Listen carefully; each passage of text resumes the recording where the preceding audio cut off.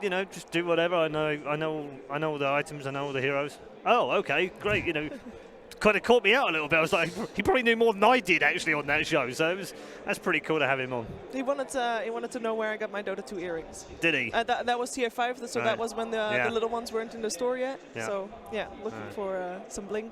I respect him a lot. Putting his money where his mouth is. A lot of people are like, oh, esports is big, and I like it, but they don't actually do anything about it. And I think him having a team and supporting it is a really big deal. Yeah. I agree. Welcome to you, by the way. Hello. Yeah, hi. Didn't give you a proper introduction, and we should, even though you are Malini and everyone knows who you are. You know. Yeah, it's nice to have you with us. Always nice for you to join the panels. We're going to get more from all three of our panelists in just a moment, but we've also got a very special feature on a very special man. He's a bit of a legend in these parts. He is ROTK.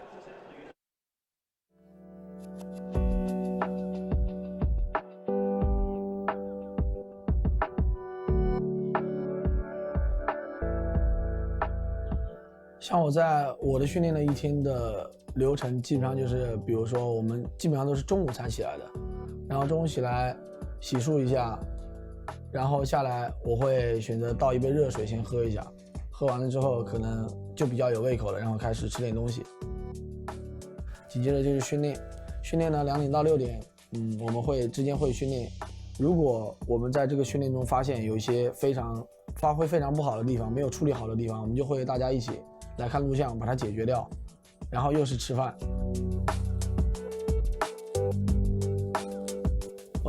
我觉得生活中给我能带来最大的乐趣的话，就是最多的是吃，因为我确实是一个吃货，而且我觉得中国的美食真的是太多太多了。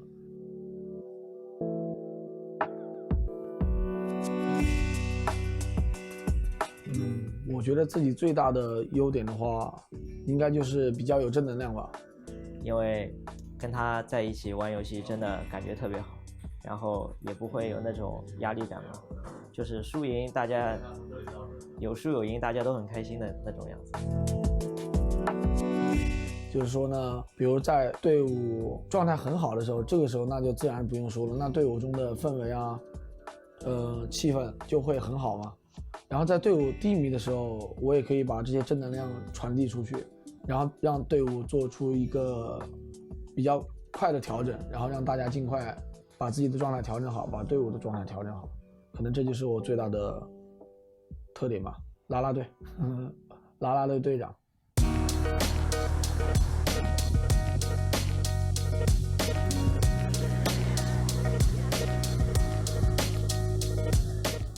他在游戏之外的他嘛，我觉得其实跟游戏内也挺像的吧，就是挺阳光的大男孩，然后喜欢运动，喜欢和朋友出去玩。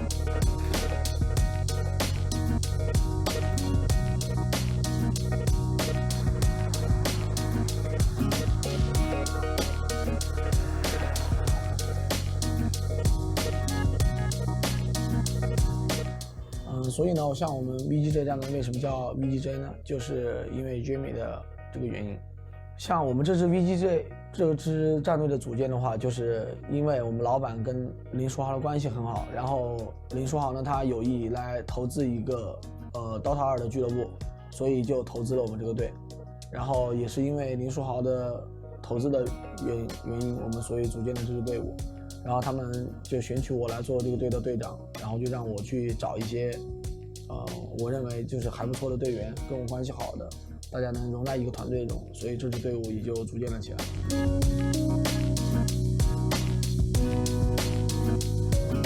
像 Jamie 对我们队伍的帮助的话，应该就是我们会学习他，比如能在另一个行业中，能在 NBA 中这么样的努力拼搏，就是这种精神的话，会让我们去学习。我感觉一支队伍如果要取得成功的话，几个因素都是必不可缺的，比如就是努力，然后还有实力，还有运气，我觉得都是必不可缺的。其中你自己能决定的呢，那就是努力。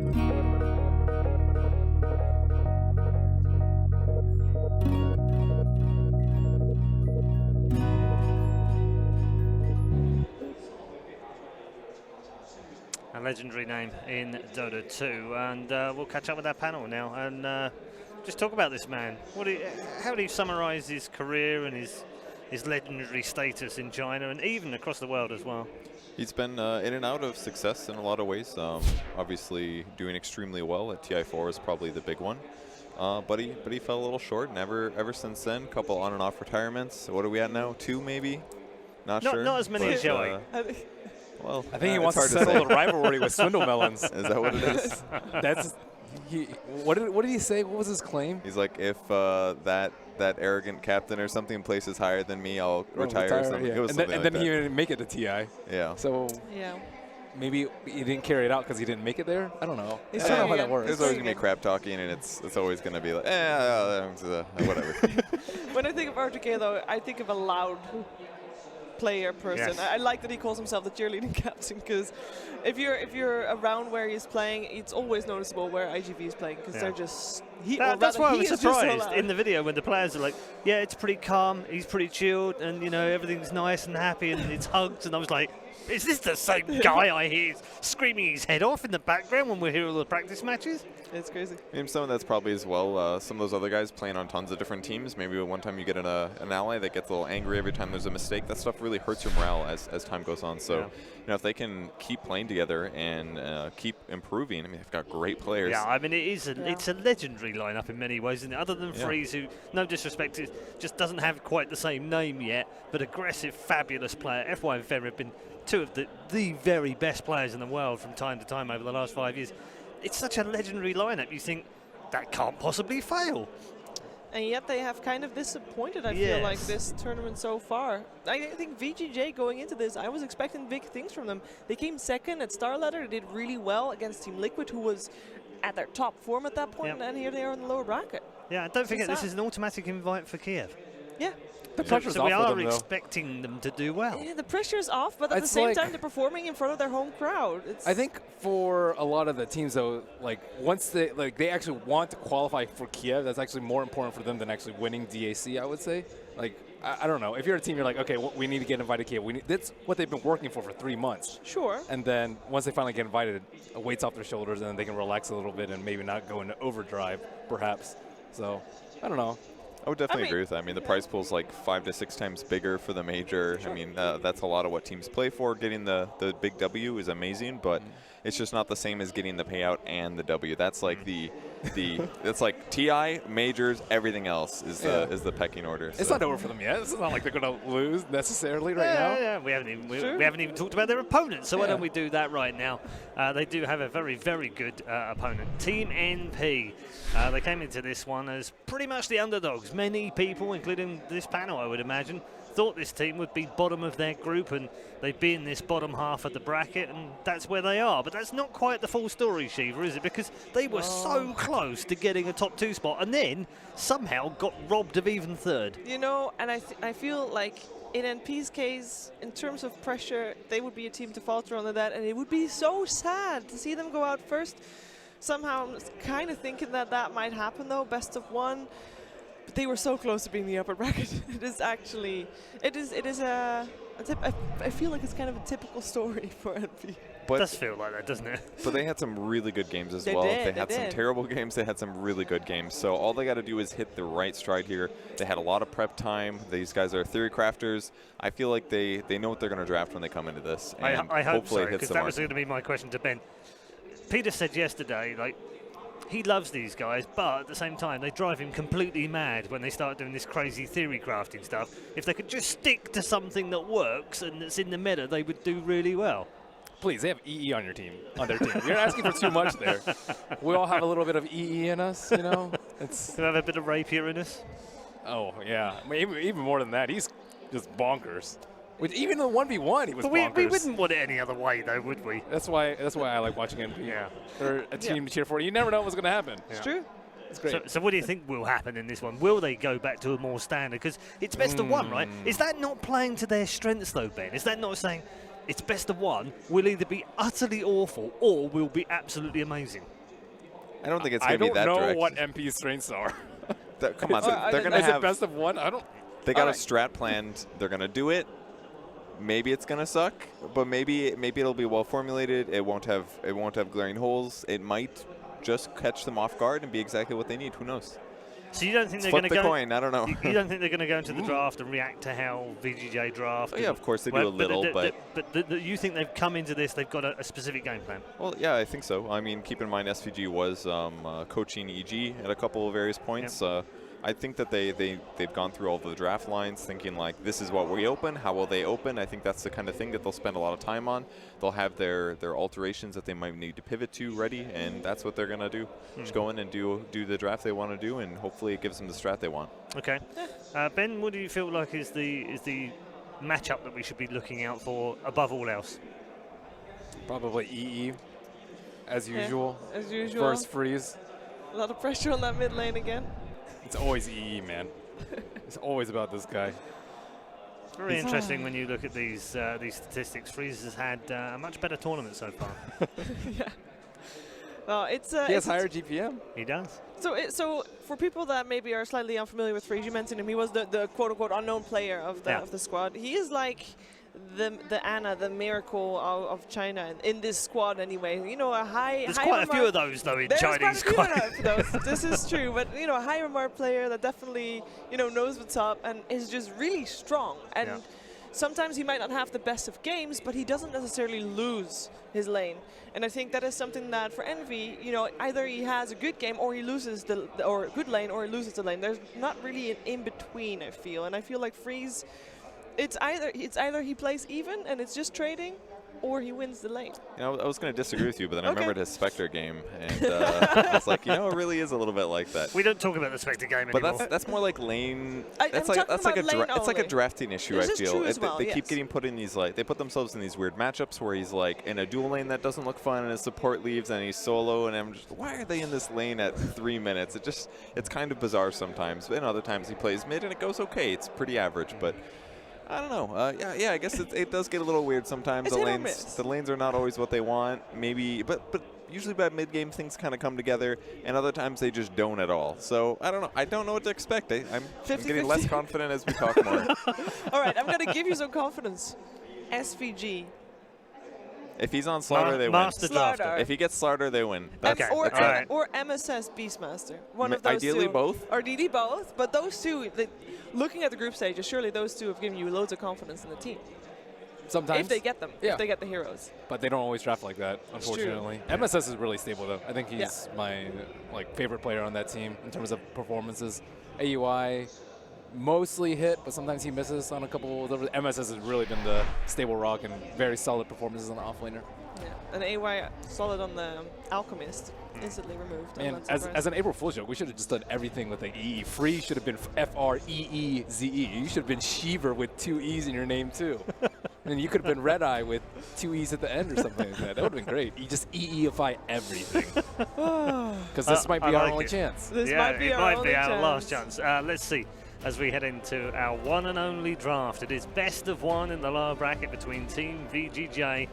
Mr. Jeremy Lin will be sitting at home biting his nails, no doubt, as he watches his team go head-to-head with North America's Team NP. NP was so close to getting to the upper bracket.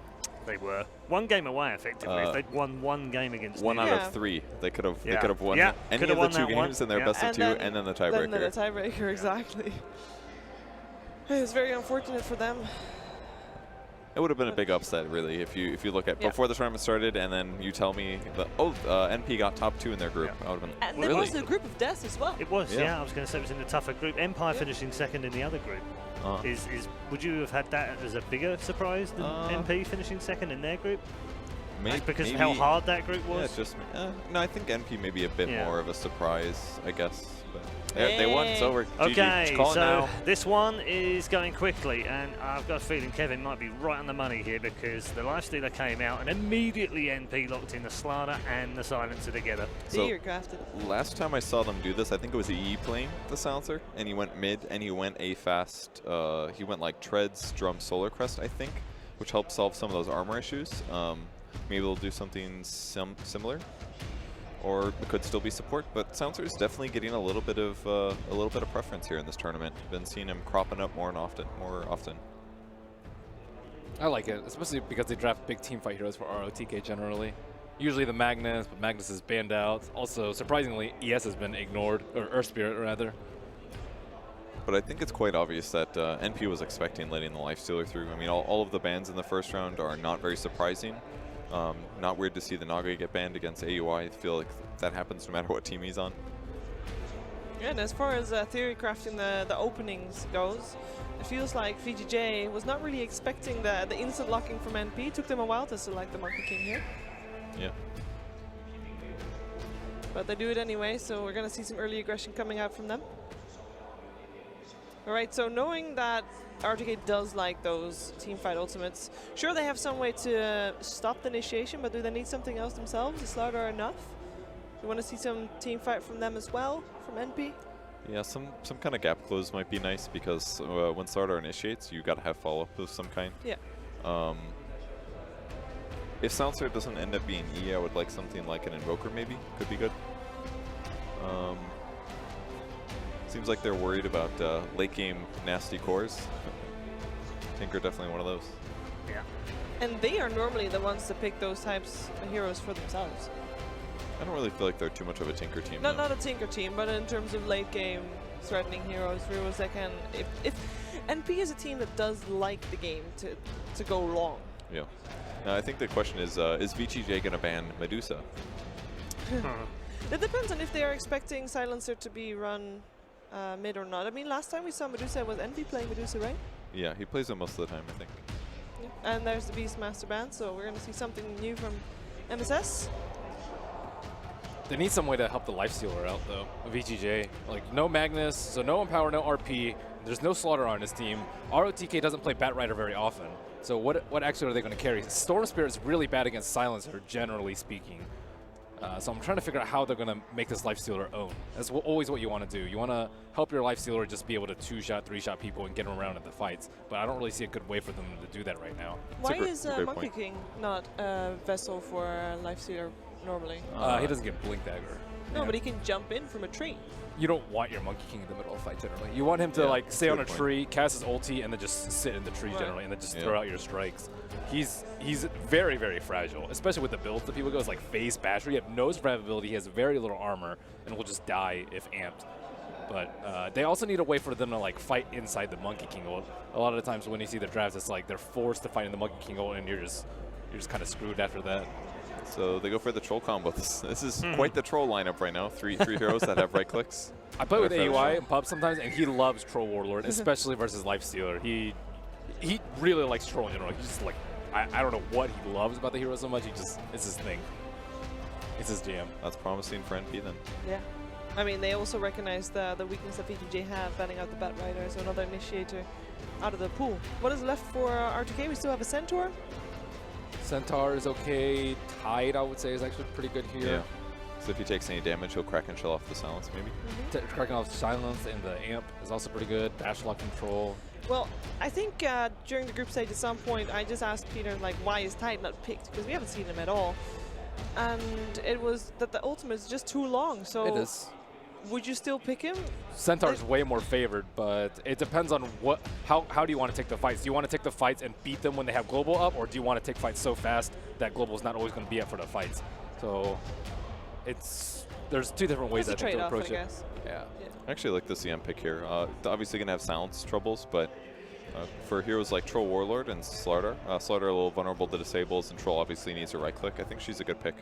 And the CM Monkey King combos, we saw it a lot in the group stage, haven't since then, but definitely was a hero that was seen as quite good. Also kind of might force the Troll to get BKB too. You don't really want to go BKB on Troll, but yeah, CM's pretty annoying to deal with. You could do like Manta maybe, but it's obviously worse than SNY. Yep, Freezing Field too is a pain in the butt. That's what Silencer's for, right? Yeah, you don't want a global to CM. Right now it looks like the best option. Yeah, you do. You can fix that by running an Omni-Net offlane. Having the repel. Why is that not a thing anymore? Omni-Knight? Yeah. You got nerfed a lot. Repel's not 100% uptime like it used to be. Yeah. No, but it has a faster cast point, doesn't it? Yeah, I mean, I definitely think the hero's decent. Playable, but... Apologies for the pterodactyl that somehow managed to get itself into the arena. Hopefully someone will eject that. There's the Legion. Ooh. I really like that pick. basically guarantees a kill when he duels somebody, and another hero that Troll ulti is going to work with. All their heroes are really good against Lifestealer right now. Like, Lifestealer Yeah. just seems like he's, like, taken out of the game. Yeah, this is what they're planning for. It looks quite solid for them. This looks real good. Anybody that gets Frostbite or Open Wounds, they've got Press the Attack to work on. I don't think I've seen MSS play Legion, but his ulti is kind of similar to Beastmaster's. It's like anti-BKB, guaranteed kill a guy. I think it'll be great. Press the Attack also really good versus Open Wounds and Frostbite. They don't really have any big teamfight ultimates, and like Tidehunter Centaur not so good versus Legion Commander too. So I don't actually know what they're going to draft for their team fighter.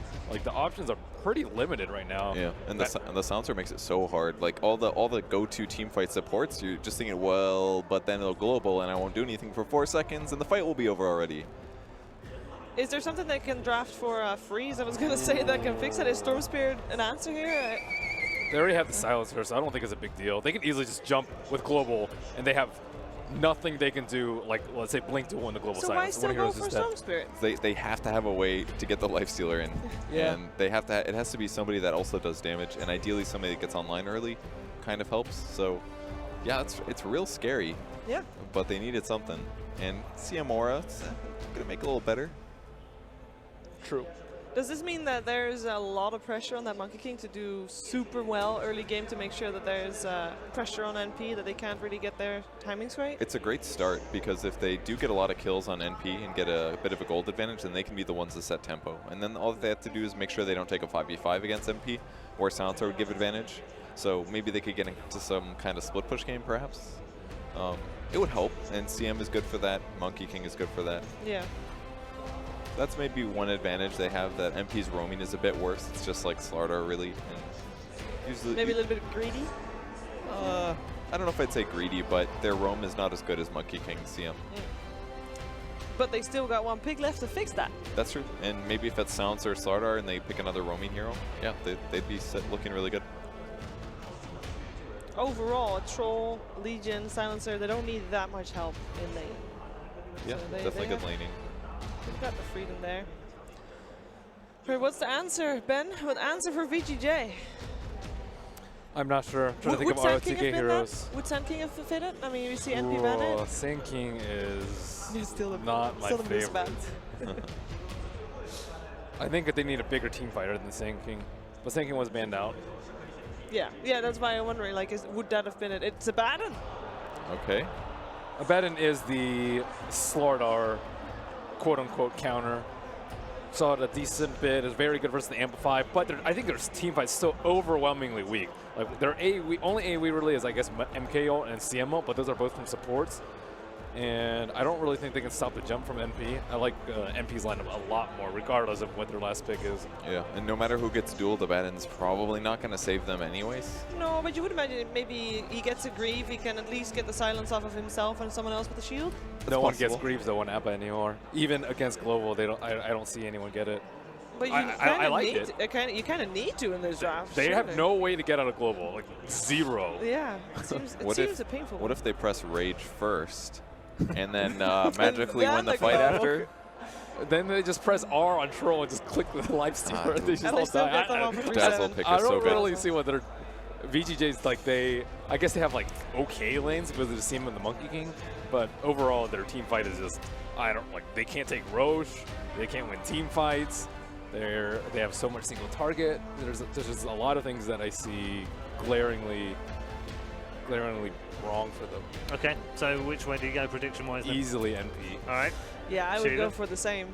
I like the NP draft too. I think it's. I think they were ready for this. Okay. What do you know? 3 Western voices on the panel, and they've all gone for the same team from the West. Yes. However, we'll find out over the next hour or so, depending on how long this one goes. Best of 1, winner takes all. Who advances through the semi-final of the lower bracket? Let's find out as we head back to our commentary team of Lyrical and PPD. Thank you very much, Paul. Western bias on the panel. We got the Western Dota player captain himself extraordinaire on the panel. Are you feeling the same way that the panel has felt about the drafts? I think the draft is great. I think NP definitely has the upper hand, but we also said that in their kind of the second game up against Newbie when they only needed to win 1 game to be a top 2 team in their group. And they kind of blew it. So, you know, it's a best of one. They only get one chance here, so I'm not going to rule out a VG.j victory. Yeah, it's kind of interesting, too, because, you know, again, it's so many big names that we've seen out of the Eastern scene, and then also a couple of really big names out of the Western scene. Just in your mind, do you feel like one of these teams kind of has an edge over the other in terms of player skill? I mean, it's maybe a little bit of a savage question to ask, but I feel like you're the guy to answer it. This tournament's been really cool because there's a lot of Chinese teams here. You know, we saw IG now has Burning back, which is awesome for the scene. And this team with Fenrir and FY and ROTK kind of making a splash is, you know, really cool as well. And, you know, seeing them both at the major is going to be awesome as well. I think that NP definitely has some really high-skilled players, but I think they're missing something. VG.j still not really all together as a team quite yet. You know, we were a little bit disappointed in their group placement or their group like standings because, you know, they were in Group A, arguably the easier group, and Empire, you know, came out with that second seed behind OG. So we'll see if VG.j turns it up in the lower bracket. I think that they have very high expectations of themselves. Yeah, we'll see if they can live up to those expectations or if NP can play spoiler. Early awards placed out across the map. You can see one down there by the cliff of Radiant. That's going to give some pretty good vision. And it seems, do you think you can go in and try and contest the same way that we saw last time with VG.j, or just trading off those runes pretty? There's no wards on the opposite side of the river, so it's really hard for you to tell what's going on. So it's difficult for you to walk uphill. You could easily, you know, you start walking across the river, and if you're going uphill, you could walk into 3 or 4 heroes. You really don't know. So it's a little bit dangerous, and I think that they're both just, you know, they'll both settle for their own bounty runes this time around. And you look at this too. We have Aoi down in the bottom lane. It looks like they're going to try and go with an aggressive movement here, at the very least. But VG.j already signaling this. They send the Abo down bottom. Yeah, and this is something NP really likes to do. They're always super committed to trying to win 3 lanes. It's pretty much the core of their strategy. They don't really kind of sack MSS very often. Well, you know, we were talking also during the draft at the very beginning, and we saw the Storm Spirit pick into the Silencer. And you said that you didn't really think it was that big of a problem. Can you elaborate on that a little bit more, what your thoughts are here? Storm Spirit's a hero that likes to jump in. He's actually a hero that can, you know, with Storm Spirit plus an Infest Bomb, they could just go in the Silencer. Okay. And without, Dazzle might be able to save him, but it's not so bad. Silencer's more of a hero that they'll try and pair it with the Legion Commander duel so that way no one can help the people. Oh, actually top. Up top. They're going to be able to go on a 1437, bringing him low. That is going to be first blood. Aggressive picks it up. That's a great way to start for VG.j. Getting a little bit too aggro in these duel lanes. NP choosing a 2-1-2 setup, and VG.j kind of committing to the tri-lane. And Monkey King tri-lanes are nothing to joke about. Absolutely. He's a monster. FY in the mid lane so far, pretty even across the board in CS. It does still sort of come up with a bit of a problem in the laning stage for Freeze, right? It feels like Eternal Envy is just getting so much free harass in here. Silencer is a tough matchup for pretty much anyone, I think. The Glaives, being able to orb walk as a mid laner. A lot of orb walkers don't really get picked anymore. It's kind of like, what, like Silencer and Clinks? And I'm trying to think of another Jakiro? Yeah, Jakiro, I guess.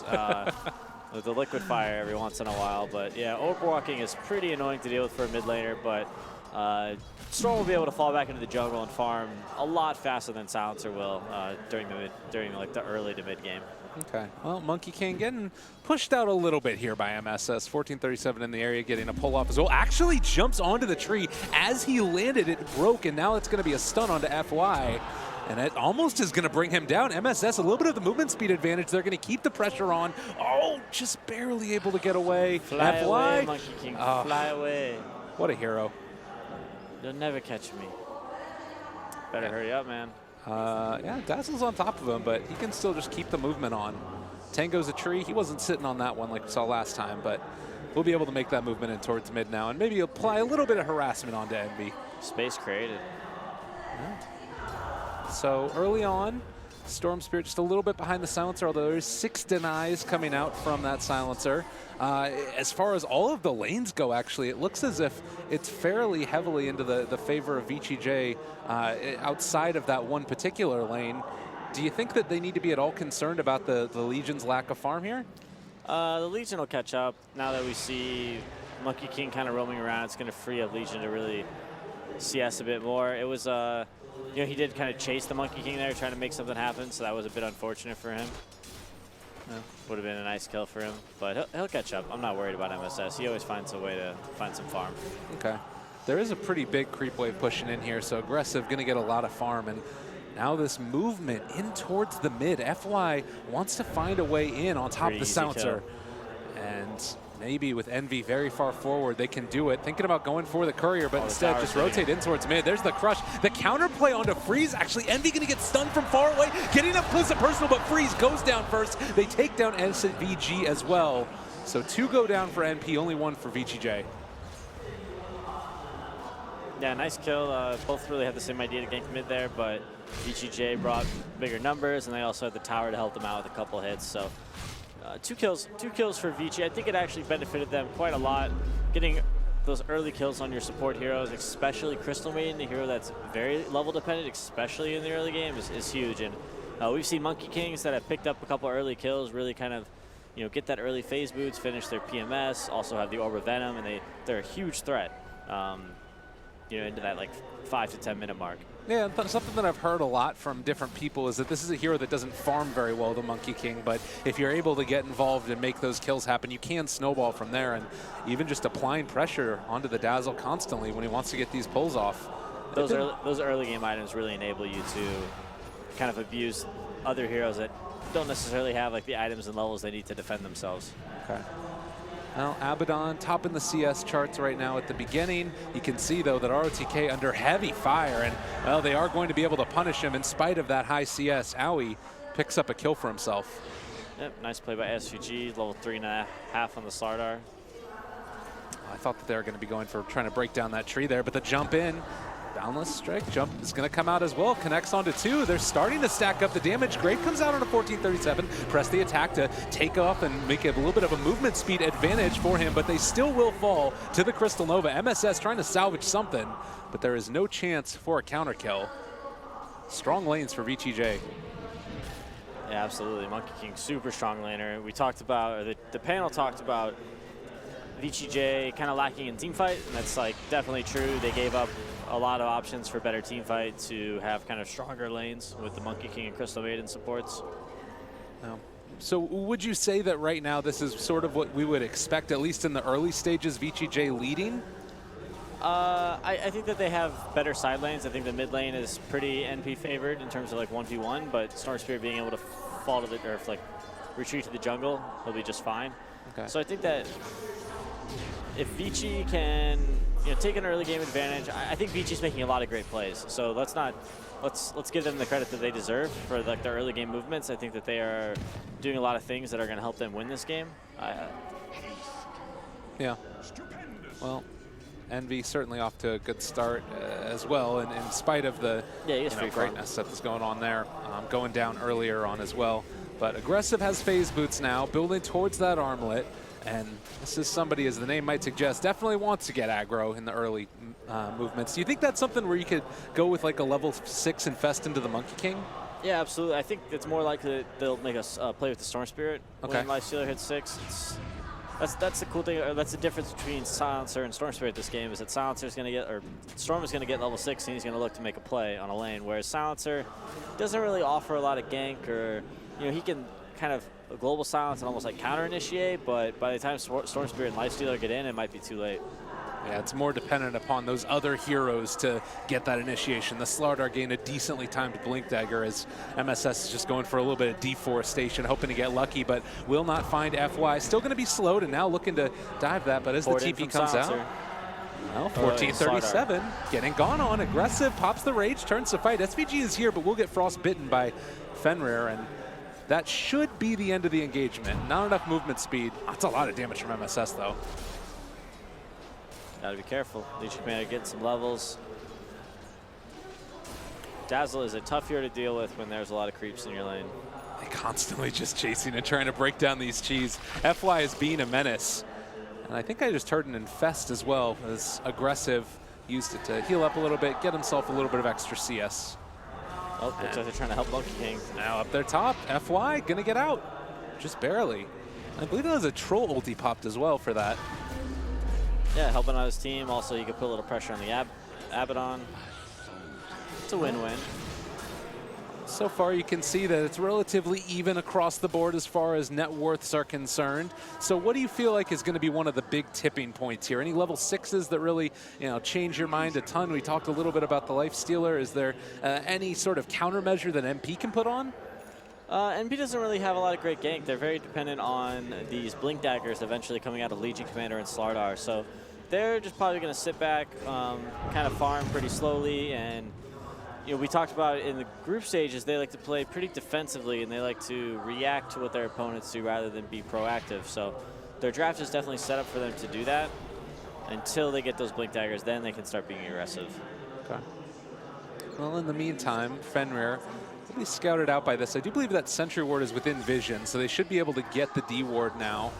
So denying a little bit of that vision away from the side of NP, and with those supports potentially rotating bottom, they could try and mount some pressure, but Aggressive has moved down here bottom as well.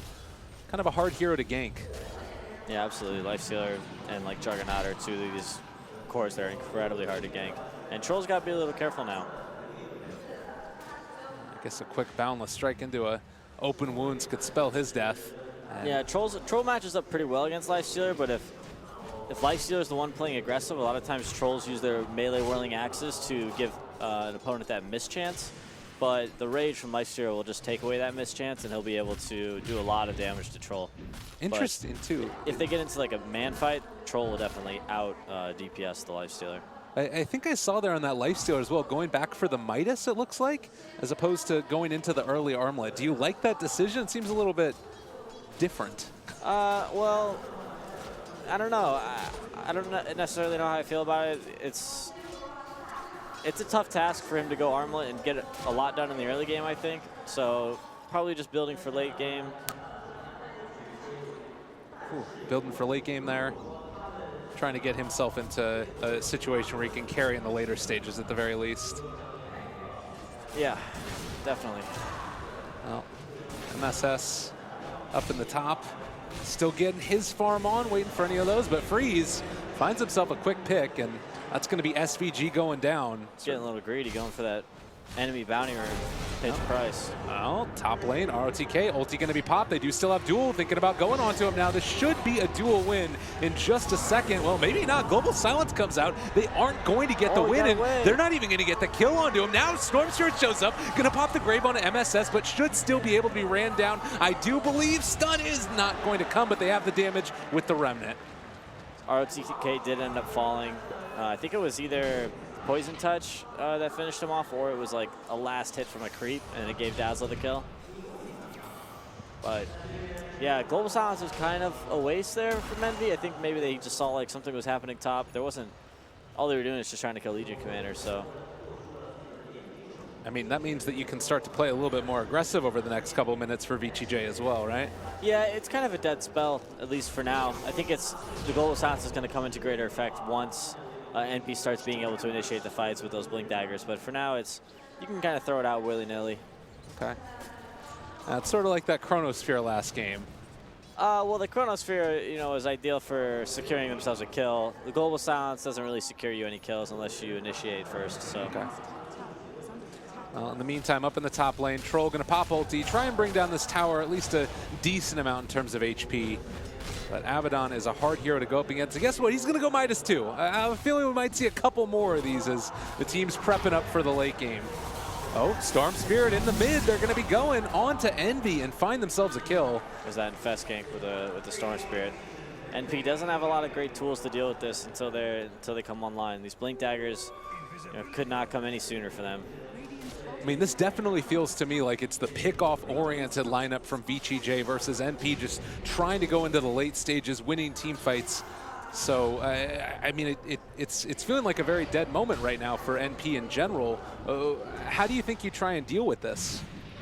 I think trying to predict your opponent's pressure and reacting with Dazzle and being able to potentially save someone is most likely their best kind of win condition, or their best condition to advance themselves in this game.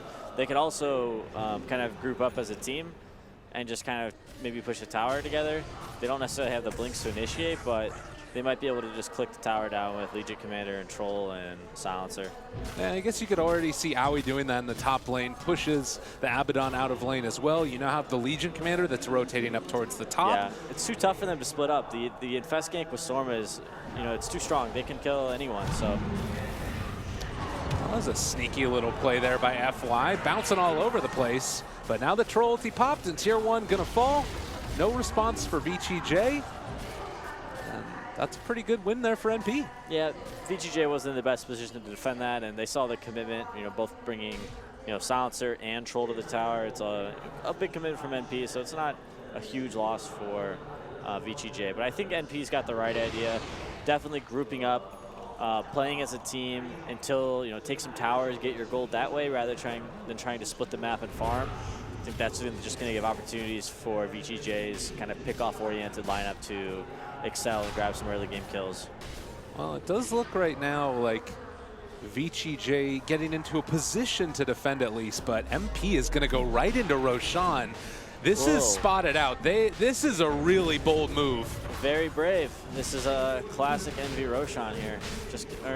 Not so sneaky, but just going for it. Yeah, and VG.j in a position to think about contesting. All right, NP are going to back out. It's a really tough fight for NP right now. I guess that just forces the movement in from VG.j, and now NP can sort of back out, get their own farm. Are they going to go for it? All right. Dazzle Weave is popped. Aoi walking in, wants to fight, manning up against aggressive, gets a bash there as well. Roche still down to half HP. They're going to use the last word on ROTK. Global Silence still in effect as well. There's no Blink Daggers yet, though, and Storm's mobility makes this incredibly hard. All right, we're going to have ourselves a little standoff here for a second. Abaddon really needs to go heal, or he's going to Shrine. This feels like just a lull in the action. Yeah, calm before the storm. This is a dangerous spot for VG.j because they are, going for those Midases. They really are lacking the items that I think they might need to convincingly win this team fight. And NP gets an Aegis, they get a lot of gold from the Roshan, some experience. They can start really pushing towers, with the strength of that Aegis. And I think NP's definitely got the right idea. They need to punish these Midases somehow.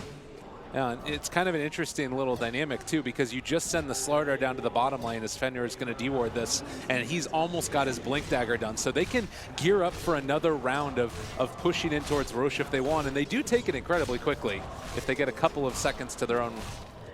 Yes, definitely. Troll plus Amp from Slardar, they can put down Roshan super quick.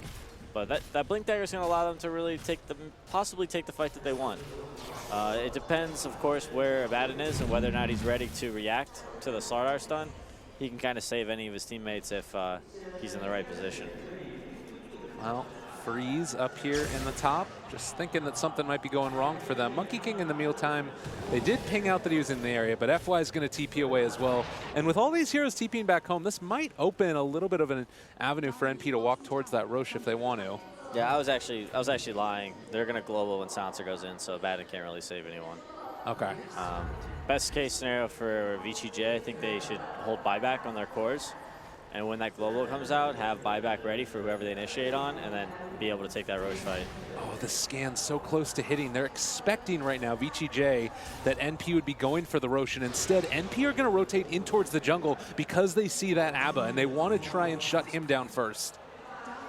ROTK about to get gone on. SVG finds him. Aoi's there as well. There is still a tier 1 tower to TP to, but it looks like VG.j not interested. They're just going to sacrifice ROTK. So a free pickup in 30 seconds with no Abba on the field. Yeah, but VG.j is hitting both of the side lane towers. Not really too bad of a trade for VG.j. That was a smoke. They didn't really know where MP was, but as soon as they revealed themselves, they were ready to start hitting the mid tower. And it looks like they're going to take this top tower as a result. Freeze is a hero or a player that the panel was talking about a little bit. Definitely the least known of the players on this team, and he's played this Storm Spirit time and again. Very knowledgeable. Oh, almost gets caught there by SVG, but he seems to have an affinity for it, and I feel like even though it was a little bit of an awkward matchup against the Silencer there, he's certainly played a good one so far. Yeah, he's playing well. He's playing smart. Storm Spirit's early game is not easy nowadays, and he's starting to transition. We're getting to the 20-minute mark. He's almost got his Bloodstone. He's going to ramp up his farm here, and he's got Crystal, Maiden Aura as well to work with, so he could get really big this game. I was thinking about item choices for VG.j and the Abaddon with the Midas. He might go that like Midas. He is going the Midas Radiance build that we see, but hopefully I think Lotus Orb is a huge item for him at some point in this game. Yeah. They really need some tools to remove Global Silence. On right now, just going balls to the wall, freeze, brown boots and a Bloodstone. Doesn't get a whole lot more greedy than that. That is the build. I mean, do you have to go back for a Eul's Scepter now potentially on Storm Spirit to try and deal with that global, or you just keep up the aggression? Lotus Orb would be fine on Storm as well. Okay. Well, in the meantime, Aoi just hitting away at this tower. They're going to take it down, and that is 2 of the 3 tier 1s already out of the way for NP as they continue to mount up this early aggression. Trolls really farm, but they're still, you know, they're putting some pressure on NP's tier 1s. Not the worst trades for them. They're not getting the towers, but they're close. Yeah. And actually, Aoi just going to go all the way in. Why don't you? ROTK's there. Or is he going to end up getting caught out? Pops the ulti. That is absurd. He didn't bash. In a best of 1, he doesn't bash. Got to hit the bash key. Yeah, there were a lot of hits in there, too. There was a lot of hits in there. I'm sure like the next hit on a creep he bashed or something. Poor guy. Yeah. Well, in the meantime, Sanji Nyasha completed. Mask of Madness, excuse me, Morbid Mask. We do also have the Blink Dagger that was just newly minted for the Legion Commander. And it feels like Aoi's got one queued up as well. Oh, all right. What do you think about the Troll Blink? Do you like it? I'm sure it's fine. Any kind of initiations, he's got to follow up. Well, this is the start of it now. Everybody's going to blink in on top of the ABBA. And ROTK was there a second ago, but now the tower's going to be gone too. 30-second cooldown on his ultimate there. Troll's still one of those heroes that I feel like got nerfed pretty hard, but it's making a bit of a comeback here. He's he's an anti-lifestealer. Okay. So, you know, we see a ton of lifestealer. We see lifestealers getting picked up in the first phase. You build your lineups to really work with Troll, and you know, he can definitely see some success. And like they were talking about on the panel, it's one of Aoi's favorite heroes. It's not like we see a lot of the teams playing it. He just seems to have some sort of preference towards the hero, and he knows how to, you know, take it to its max potential. Well, the next round of movement comes in. There was a ward spotted that was placed down by NP. There's a sentry ward up there, although it does not look like VG.j have any interest in going in right now. Yeah, free Roshan. NP's looking good. Troll Aoi is poised to, you know, be a huge force this game. Oh, and this is definitely the type of NP that people were expecting to see at some point, and it's starting to show up now. Really good performance for them so far. For VG.j, though, what's the next play for them? I mean, you have this Aegis. You just need to try and hold the line to the best of your abilities? It's really tough. They went for these Midases. Abaddon has no items. Lifestealer, he's got a couple items. Storm Spirit, you know, he's got Bloodstone and Treads. He's not really in fighting shape either. Right now, anybody who gets dueled is dying, and they need ways to remove Global Silence, and they need to potentially find a way to split up NP, but I don't think NP has any reason to split up, and they can push towers incredibly quick with Troll. So that's going to make VG.j kind of face them at some point. Well, we did see in the last game a little bit of a comeback after all of the Tier 1 towers dropped down for LFY. Granted, they did end up going on to lose that game, but is this a lineup that you feel like VG.j can come back for? I believe the net worth lead right now, if we can take a look at it, is still relatively even. So do you feel like NP is that far ahead, or is it mainly just that they're going to be able to build on this tower lead that they've got?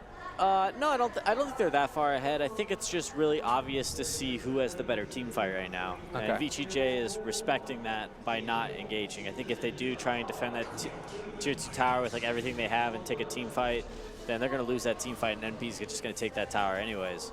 So it's they gotta be careful about how they operate and how they decide to fight. Split pushing is a really great option for them right now until they get a couple more items. So it's more about like. You gotta find the right fight. Gotta find the right fight. Which is really tough to do right now as when NP's grouped up as 5, especially with Aegis and Global Silence at the ready. Well, They are looking to pressure this tier 2 tower in the bottom lane. They've got good vision in the jungle, but immediately you see the response from VG.j. They're pushing out along the top. And it does look like they're actually going to be moving back in towards the jungle and possibly smoking up themselves. I'm not certain they're ready for this fight. We'll see how it goes. Solar Crest picked up a bat and, you know, putting off the Radiance for now, getting another armor item. I like that. I really don't want to see that Radiance rush here. I think that's a little too greedy of them.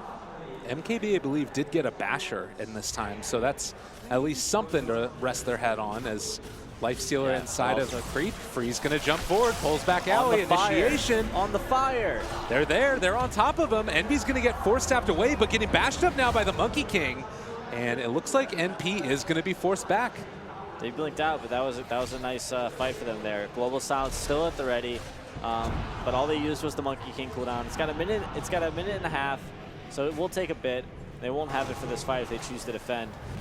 But it looks like they're going to go for it. Yeah, Freeze jumping in, aggressive. Not the best fight there for them as the crush hits onto ROTK. Ulti popped. Wait for the duel and the global. All right, we're seeing it. There's going to be the duel. Global Silence comes out as well. But they're actually losing this fight with the Legion Commander. Grave going to come out and keep MSS alive, but now Freeze is going to chase. A couple more right clicks is going to bring him low. Now they moved on. Going to be able to catch another. SVD trying to create some separation. Hits a 4-person stun, but aggressive. Still there on top of Owie. Freeze finds a double. Now looking for SVG. Going to be able to run him down as well. They're all over him. 3 dead. Man, NP. 16 Bloodstone charges now for Storm Spirit. Storm Spirit had a lot there. Put in some work.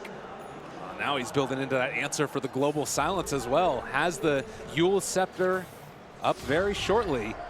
This is feeling like a turning point in VG.j finding answers for the NP team fight. Just wait for all those ultis to come out and then make the move. I'm curious what happened there. Maybe Weave had worn off from a previous fight. It seemed like when Legion Commander dueled at a bat and Lifestealer was also kind of hitting him, and he, let's see, Weave's like half strength. He was just getting, he took so much damage. I guess the tower was hitting him too. Yeah. And I mean, you get the extra little bit of armor yourself, although there weren't many heroes from NP that were hitting VG.j. Yeah, Silencer really wasn't standing and fighting. He was pretty low on mana. I don't know, huge fight for VG.j though. You know, we saw the global and the Silencer. Oh, look at him. Yeah, we saw the duel and global combo, and we thought that, you know, VG.j wouldn't really have an answer for that, but they managed to survive it, and I think, you know, they went. NP kind of using duel and global to kill a Batten is, you know, not too bad for VG.j. So they would much prefer that over going for like the Lifestealer or the Storm Spirit. Yeah, we saw in that special, of course, the cheerleader captain, he takes him down and then cheers his team on. They'll take that win. Duel in the bottom lane. FY pops the ulti as well.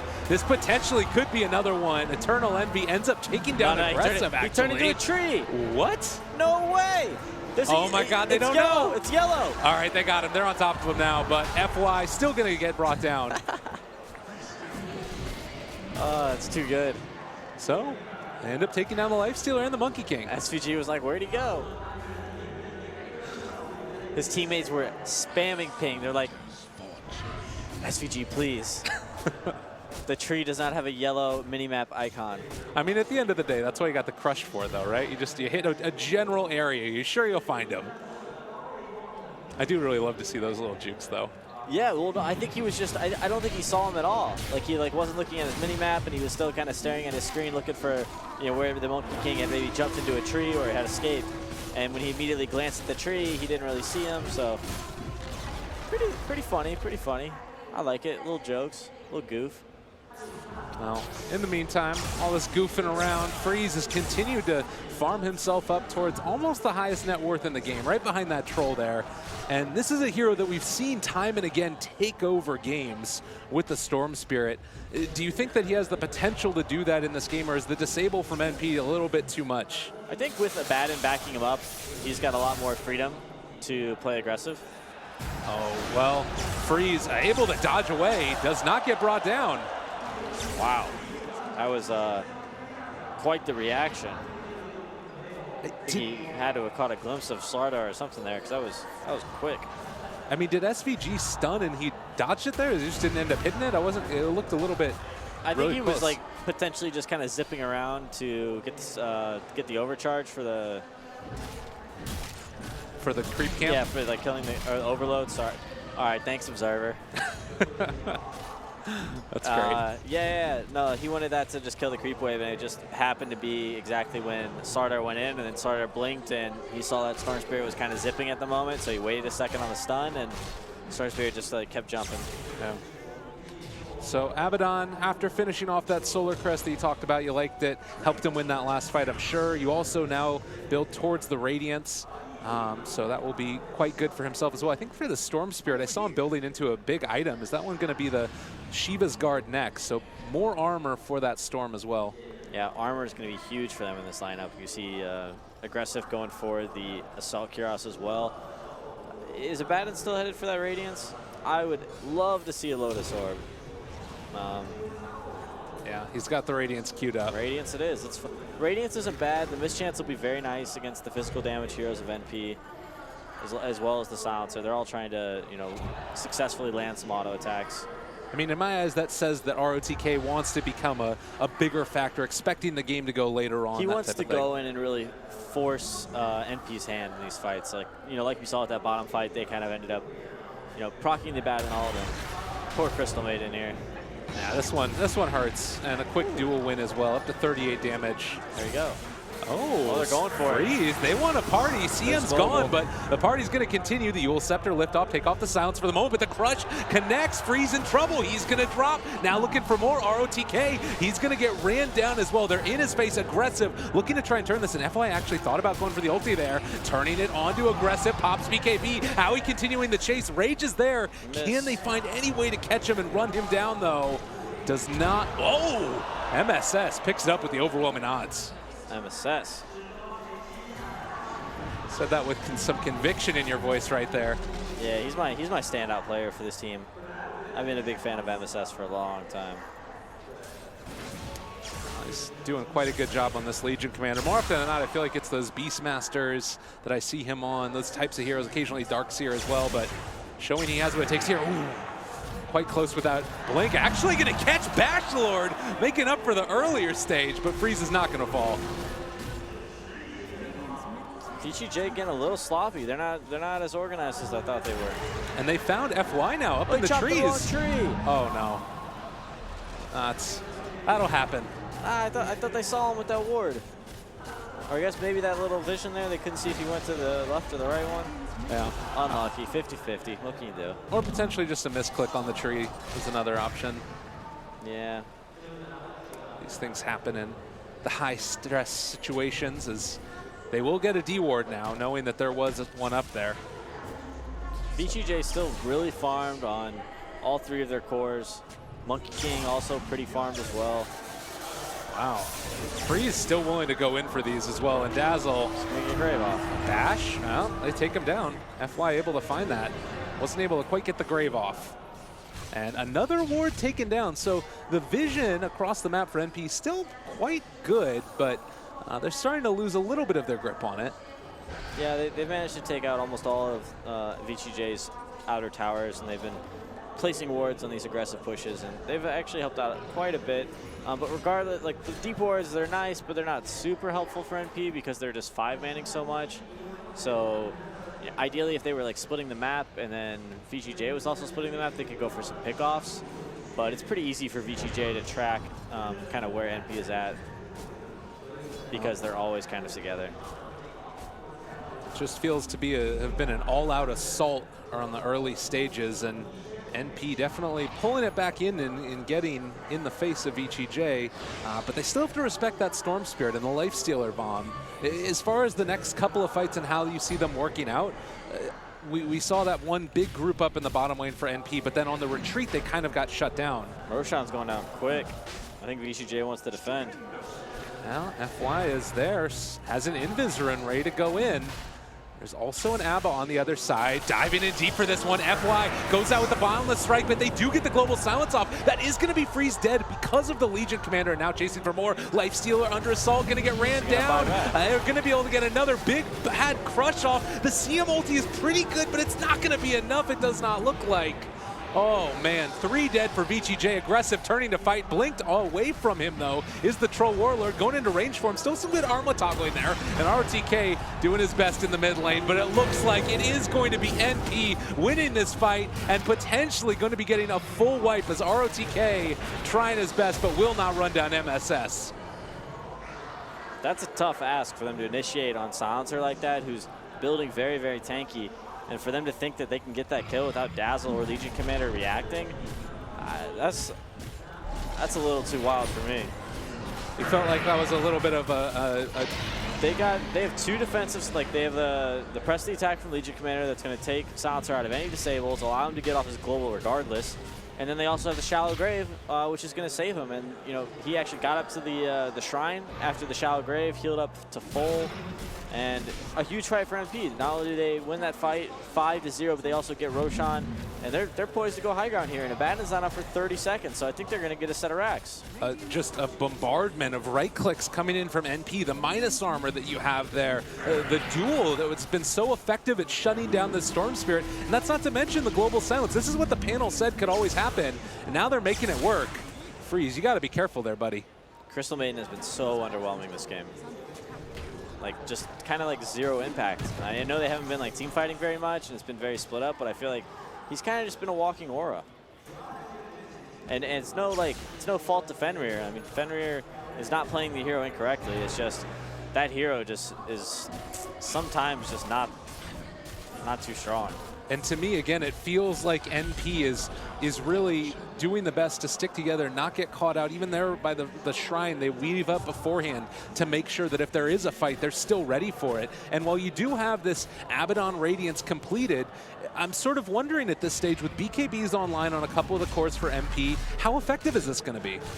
I was never, like I said, I thought Lotus Orb was the item. I think that they need ways to deal with global silence, ways to help out with the duel, ways to help out with this like hard initiation of NP.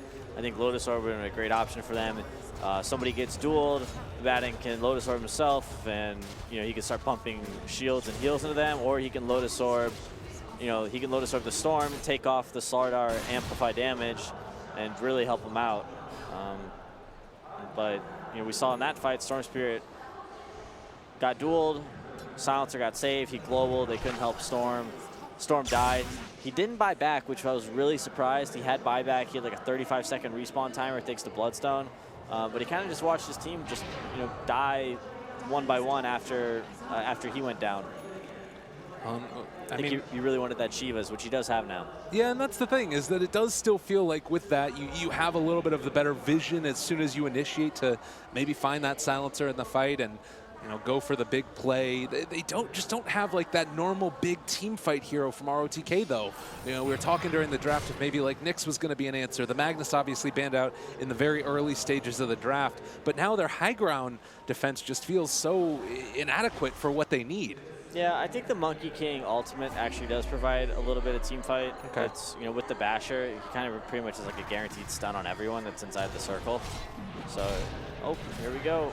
Yeah, they're going to be on top of ROTK. A couple missed chances in there, but already being brought down very low. FY has to jump out of his perch for the moment.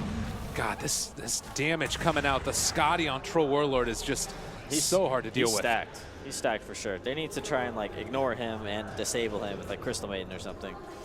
Likewise, though, you do have getting ready to jump in at the drop of a hat. MSS, who has also been able to build up a good bit of net worth for himself. Blade mail done. They're in a real tough spot right now. I feel like they need to initiate and kill Dazzle and Legion Commander at the same time. And I don't know if their lineup is capable of doing that. So dream fight. You have the Monkey King ultimate comes out. Storm jumps which one, Dazzle or the Silencer? I think you jump the Dazzle and you kill the Dazzle, and then something magically happens to the Legion Commander. He spills his water on his keyboard, or I don't know. He has a anxiety attack or I don't know what happens, but something awful happens to Legion Commander. So psychological warfare is the answer for VG.j at this point. Well, there's an initiation that comes out. Owie forced back. Just walk aggressively in their direction. I'm sure it'll be fine. No, it is quite a tough one. And I mean, Dazzle with the Solar Crest too. Jump forward, crush, troll, popped. ROTK, his ultimate's gone as well. Age is still in hand. All right, so if they can bait the press the attack, then they can have the opportunity to go on the Dazzle and kill him. Okay. That's an option as well. So maybe if they see that press the attack, they can force press the attack by going on Troll, and then they could potentially go on Dazzle. Like now, go Dazzle. All right, they're thinking about it. SVG, they pop Rage on aggressive. Freeze instead, decides going to the Troll. There's going to be the duel onto the Lifestealer, bringing him fairly low. The Grave has already come out, saving Aoi 2000, and now turning onto that Legion Commander. MSS is down. They've already taken down SVG as well. So with the Aegis now down, this is an opportunity to go in as well. They're bringing down Troll, starting to take him low. The CM ulti. They managed to find a kill. The crowd, the adoration, it's coming out live. They've been able to take down 1437 as well. MSS, is he scouted in the trees? Is he really in there? They don't spot him. Oh, MSS, the trees are there. Do they take him out? Oh, they get the lift up at the last second. He's pretending to be Monkey King. Monkey King cosplay out of the Legion, but what a great fight for VG.j. Yeah, the Troll was just way too far in. They managed to like pull him back behind the barracks with the Storm Spirit, and Crystal Maiden had a huge ultimate. It's to the tune of 31,000. He dueled the Lifestealer, yeah. and Lifestealer did not die. Look how tanky he is, and he's lifestealing the whole time. With Blade Mail on as well. Yeah. Yeah, really. I mean, that's the thing, I guess, is that if you get him high enough level, enough net worth on this guy, he did end up dying in the end, but I think you take those. Definitely. Yes, just the casual channeling of the ultimate. Crystal Maiden. Not actually, I was wrong. It wasn't the biggest Crystal Maiden ultimate, but yeah. he did his part. Does it bring back good memories? Well, when I was playing, Crystal Maiden really wasn't in the meta, and it was a hero that you picked because you wanted to play it more so than it actually being a good hero. Okay. So, one of my favorite heroes to play in pubs. You know, for whatever reason, she's kind of just the bae, I guess. I love that. It's appropriate that you're saying that in an MP match as well, I think. Why, she's like the waifu, the anime princess? Yeah, sure, we'll go with that. Seems good. So VG.j grouped up together again now. Off the back of that solid team fight, can they start moving in, make aggressive movements themselves, smoke up, find NP? They still need to be really careful how they take their team fights. It was a very opportune kind of situation for them because they had eyes on all of NP, and they could really plan their team fight and kind of bait out a lot of spells out of NP because NP was committed to trying to hit the buildings. So NP was overexposing themselves at the risk of taking the barracks and taking a big objective in the game. In a head-on team fight, kind of out in the jungle where they're all just kind of fighting each other, not trying to hit the buildings, it might be a little bit tougher. Wow, and I mean, NP feeling very bold right now. They're just gonna turn it. This is such an NP thing to do, man. Like, this is the stupid stuff that NP is just like, yep, let's smoke and backdoor this barracks. We have the damage. I mean, I don't know if it's a good play or a bad play, but it's an NP play, and it's something that Merlier talked about it. It's an eternal envy thing, and you gotta love it. Yeah. Absolutely. The antidote to or the cause of success. One of those two. But in the meantime, Aodon going back for the Octarine core, almost has it completed. This is starting to turn into one of those Avas that's really hard to deal with. And thinking about that level 25 that comes online, it's pretty good. I could be wrong, but I'm pretty certain that Lotus Orb is the item over Octarine. Like, I was fine, like, I'm fine, like, being wrong with, like, him going Radiance, and I think Solar Crest was a really good, like, intermediary item for him. Mm-hmm. But I think the Octarine's too greedy, and sure, like, it lowers your cooldown on Mistcoil and Aphotic Shield, but if you're Global Silence, you're not casting either of those. Right. So what are you losing then by not going that Lotus Orb? And what are you sort of gaining for him by virtue of picking up the Octarine? Well, that's what I'm saying. Like, I think the scariest part of the team fight is during Global Silence for VG. And if he had an ability to remove Global Silence, that's one less thing he has to worry about. Also, it's just a good item. You can reflect spells. It gives armor. We're dealing with like an entirely physical damage team. Yeah. I don't know. It makes a lot of sense to me, but we'll see. We'll see how it goes. They seem to be winning team fights without it, or at least like matching up pretty well. But it's a best of one. maybe he'll have some regret. All right, fair enough. And I'm looking at this too, and to me, it's felt like the Monkey King ultimates have really been that factor to turn the fights. FY is doing a lot of work, and he's getting really farmed as well. Shadow Blade going back into the Deso now. They've been trading around that gem between him and ROTK from time to time, just to D-ward whenever they need to. And now you look across the map, and NP don't have any wards on the Radiant side of the river. Yeah, Monkey King's a pretty good hero against Silencer. He really doesn't care about global too much. He kind of just casts his ultimate, and that's kind of that. Then he just auto attacks, and then when the global's over, he'll use his stun. Yeah. The Orchid. Okay, Orchid picked up. He already had that really great answer for the global as well in the Eul's Scepter, so. Yeah, Eul's works. It's the cheaper version. You know, it costs 3K instead of 4K, instead of Lotus Orb. Ooh, and I don't know if NP realized this. VG.j moving in, the tier 2 tower. NP knows. They're getting up on the high ground. They're on their shrine. It's not where they want to fight. They go in, check Roshan. It's a long respawn timer, about the longest they could have, but. Oh, hey! ROTK. How's it going? I'm here, guys. Radiance, Solar Crest, Abaddon are ready to fight. Yeah, they don't want any of that mess. They're going to back out now further. I think they were expecting the fight by the Roche pit, expecting that VG.j was in there, but. Yeah, they really had no idea exactly where they were at. NP's lacking a lot of the wards we talked about them having earlier. SVG almost able to catch there on the Storm Sphere, but he does zip away. Again, Freeze having himself a nice game.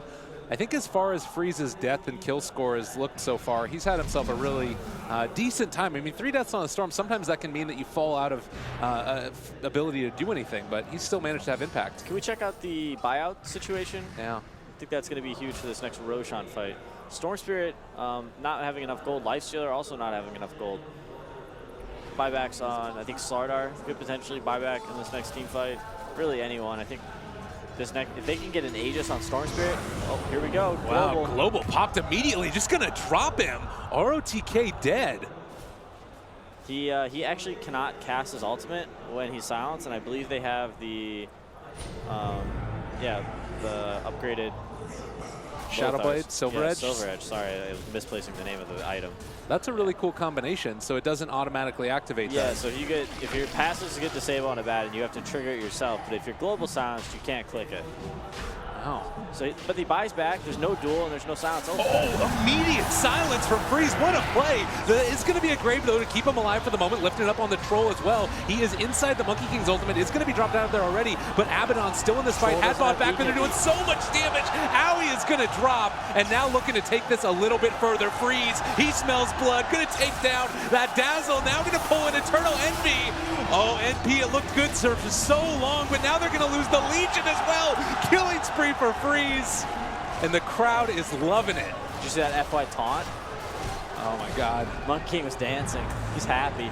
They have buyback on a couple of different heroes, but already a huge swing into the favor of VG.j as they storm high ground. Everybody buying back, but they are not dissuaded in the slightest.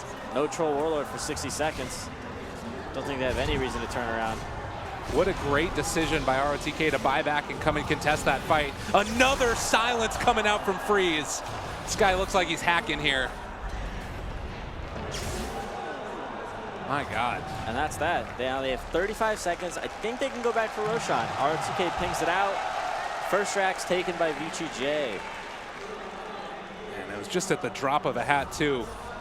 You blink and you would have missed it. How quickly they were able to take that fight. And what do you feel like it was, that big determining factor that swinged it around into their favor? They were lacking cooldowns. No global silence, no Legion Commander duel. Troll Warlord had no BKB, so he went in, he got Eul's, he got disabled by Crystal Maiden, he got grabbed by Storm Spirit, and then he just died. He took a ton of magic damage from Crystal Maiden. Crystal Maiden used her entire ultimate onto the Troll, and Troll Warlord, 23k net worth, didn't really have the opportunity to auto-attack anyone because his BKB was on cooldown.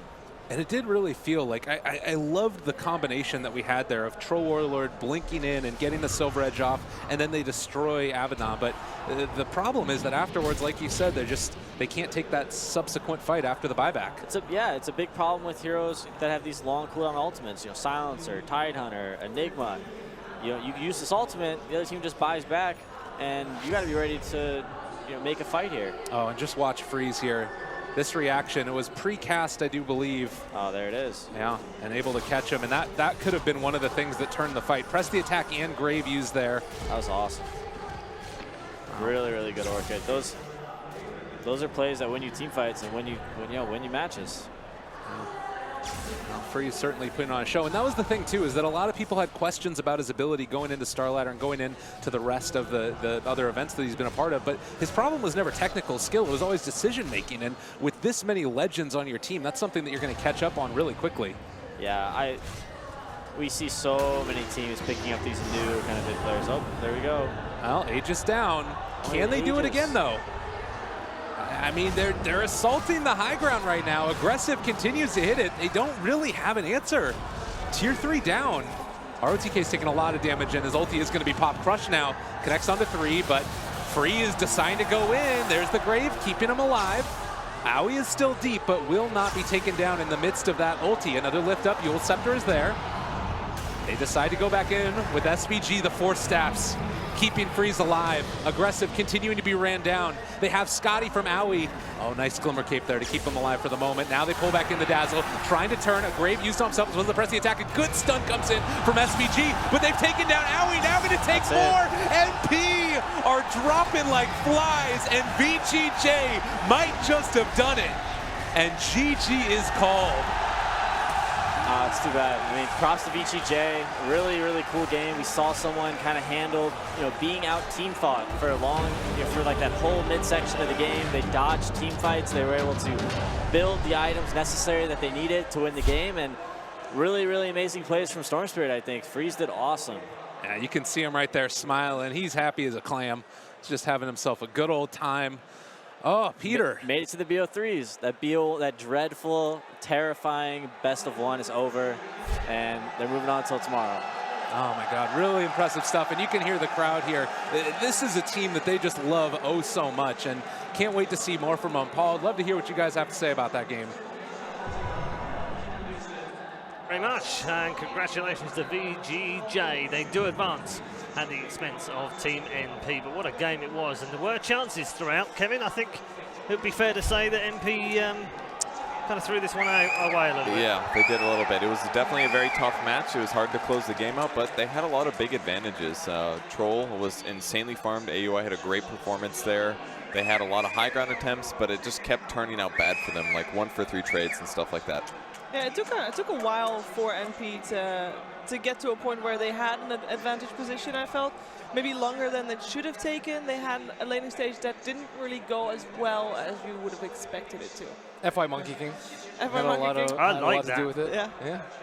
It was pretty nice. They had a lot of trouble fighting in the Monkey King ultimate, actually, and I think Freeze did a really good job of kiting the Troll a lot, like using him when his BKB was down and just kind of catching him out in the open. And yeah, NP definitely had their chances, but sounds like a bad April Fool's joke that EE threw, but actually it wasn't EE's fault. I didn't really like the Hex too much, but overall the game was just really hard from NP, like once their BKB started wearing down a little bit, and ABBA finally got his items. It took him like 30-something minutes to get online with the Midas into the Solar Crest, into the Radiance, and still no way to deal with the Aegis, or deal with Global. And finally he had the Aegis at the very, very end, and they just had to blow too many ultimates to kill him. Yeah, it said a lot that the fight that we just saw, that was the first team fight that was really a 5 versus 5 team fight. The rest was all skirmishes all over the place. And that was 24 minutes into the game. That was the first time where NP felt confident to try and force out a fight, but they forced it like too hard, and they lost that fight, and that wasn't the only time where they actually actively tried to force a fight. Remember when they tried to go high ground, they tried to force that fight, they lost that fight as well. It was, I don't know, it felt like they were not decisive enough at times that they wanted to be or needed to be. And then when they needed to be, they just, I would have loved to see the damage done at the end of the game, though. Oh, I think we will still see the damage done. ABBA actually usually has surprisingly high damage. He's kind of just like one of those heroes that does a lot, especially when you go the Radiance Octarine build. You just don't die, and they knew they had to address them, but this moment here, if MSS hadn't dueled the CM, that would be a guaranteed easier lifestealer kill. He does get him barely with the overall min odds, but like every kill that they got was so hard for them to get. Like just the fact that they had to duel the Abaddon almost every time made the game tough. They actually get the Storm Spirit in this engagement. This is where I thought they won, when they had the nice press the attack. MSS, it was like 25 minutes in, he had Blink and Phase, and he was still working on his Blade Mail. He was very underperformed in this game, but he had really good press the attacks. Like in this particular fight, he saved the Dazzle, and they ended up 5-0ing them, I believe. And that was where MP, I thought, okay, yeah, they just need to, take ages, take it slowly, but pushing high ground is always a different story. Never is as easy as it seems. But do you think it would have been better if they started dueling different heroes than Abaddon in the late game, or do you feel like if they dueled somebody else, he would have been able to prevent their death? I don't think he would have been able to prevent their death. I mean, maybe he can cast Solar on them, but I still think they could have just done the damage through it. At this point, Ben, did you feel like they maybe got a bit too pushy? They had to fight into the MK ultimate, and then he tries to blink out, but his blink gets disabled, and then they end up taking him down in the fight. And he was very aggressive about his blink. He like blinked into the Rex with no creep support and decided to try and hit the Rex. But they didn't actually have Force Staff on Dazzle, which is a big deal, whereas this was the big one. This was the big one. It was the big one. So CM Force Staff's away on the bottom, and then AUI is just caught in the middle of nowhere, and they're forced to fight into this Monkey King yet again. Perchy said this wasn't necessarily Envy's fault. Is it anybody's fault? Is it lack of vision? What is this? Is it not able to read the game properly about where VG.j was at that time? In terms of them engaging? they were trying to sneak the VG.j was trying to sneak the Roshan, and P decides to check it. SVG went in, I believe. SVG went in. He was going to stun, but was. there was an Orchid queued up, probably because of Radiant Vision, that they had a ward down or something. They see him about to go in, they queue the Orchid up. As soon as he's in, he gets silenced, which basically means now SVG's way out of position. Yeah, so he gets Graves, he gets Force Staffed away. Yep. And then at that point, the fight is kind of just straightforward. So pretty much the last fight in the game here. This is after all of NP had already bought back from that previous team fight loss. So yeah, absolutely over at that point. Definitely a tough game, but I do think the NP was ahead. I mean, there was a very equalized gold for the first 20 minutes of the game, it seemed like. And they had some of the tools that they needed to take the win, but they just couldn't do it. They never got a reassuring Rax. Even the one time they got on the base with the smoke, the unfortunate glyph was up. That would have been a nice little advantage to have. But even with map control, they had trouble getting kills and finishing the game off. It was definitely tough there. Maybe you need a little bit more disable. There's a couple times I feel like if AUI just got one more bash, would have completely changed the fight. He was like on Storm a few times, on the Abaddon solo. There, just a little bit of luck might have pushed him over the edge. I do feel like at the start of the game, we all said, NP won this draft. So that VG.j won this game as, in the end, convincingly as they did. That's a big testament to VG.j moving forward. Freeze's Storm has always been really, really good. I think it's his best hero, and they just made him shine. He played really, really well. I can't stress that enough. Yeah, I think that was probably the most enjoyable Storm Spirit I've seen since Samael at TI 5, probably. It was very, very good. Let's take a look at the scoreboard and show you. Well, let's show Ben the damage, because it was Ben that wanted to see the damage. All right, there we go. And here it is. Oh, there's it's no damage. Not there. It's to the right. Oh, well. What if the observer moves the slider to the right? It would mess up PGL's production. I think but, so. Yeah. Yeah, sometimes we get the damage, sometimes we don't. So, unfortunately... The net worth on Radiant, too. They have 3 people above 20,000. Yeah, I wasn't quite sure the Midases would pay off, but they certainly did. That was probably a big thing about them remaining competitive, despite NP having big map control. So they pay off in the end. It was also that RTK kind of threw himself at the enemy so many times when they killed him at the early stage of the game. Yeah. And at the same time, you still have a Life Stealer and a Storm Spirit, and they were just farming away. Yeah, the positioning was huge. He was always in the front, forcing NP to go on him, not to go on the back line, the CM, the Storm Spirit, stuff like that. By being in the front, he's a ward, he's harder to kill. I mean, it looked scary once they had the Silver Edge, but they had to use Global Silence and Silver Edge just to kill him and duel. That's like all of their big ultimates, and from there, how do they win the rest of the fight? If they had an Orchid, that would have been way easier. You can just Silver Edge Orchid and kill him, because they have actually no save for the Abba if Abba gets Orchided. So it didn't really seem like they expected the game to go that long, because they didn't really prepare for that. They're like, oh crap, Abba's a big issue, we have to get Silver Edge, and overall it was a really tough game for them, because it shouldn't have been at that point. Match MVP, definitely Freeze, I think, for me. Yeah. Is that the best game he's played, Shiva, here at the